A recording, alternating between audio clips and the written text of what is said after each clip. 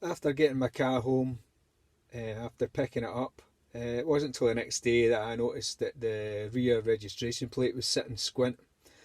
And when I opened and closed the boot, I could hear a rattling noise, and that was because the rear registration plate holder was not secured properly.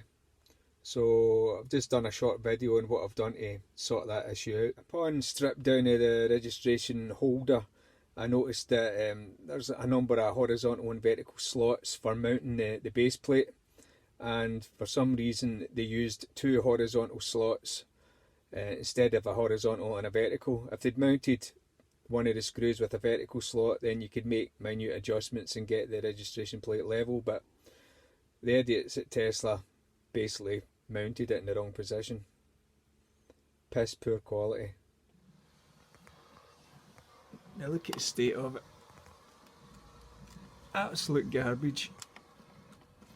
Every time you slam the boot down, this bit rattles. It's a joke. I think part of the problem with the registration plate is it's built for the American market. So once I took the registration plate off, I noticed that there's a cigar-shaped indentation, probably suitable for American registration plates. So because of that, it's only mounted with two screws. To me, there should be like four screws, and that's why it can rattle around. Right, here we are.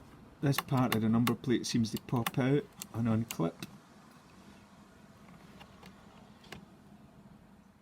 Yeah, pop it out at both sides, and then the whole lot pivots down like that.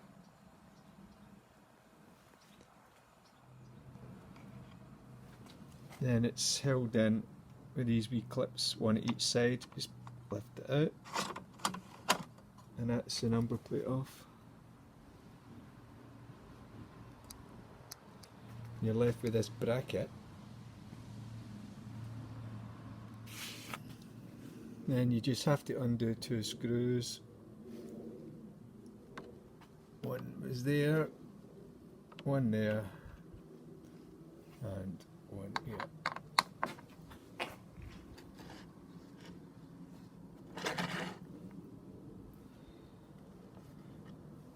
Okay, once you get the two screws off, you're left with this thing and a backing plate with another two screws.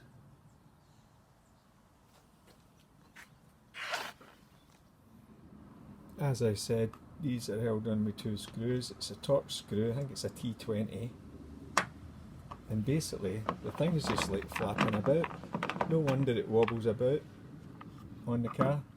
So once you take that off, that's what it looks like from behind. Just a piece of plastic really. It should have at least four screws in it, two at the top and two in the bottom, to make sure it's secure. Poor design. And then you're left with a slot and a couple of holes. So I'm just going to try and stick the original aluminium back on the car. It's much thinner, so see what happens. Right, I found it very hard to get a baseline or a level line, so I used the existing cigar shaped indentation and drew a level line across for there. Then I got some double-sided tape from a motor shop.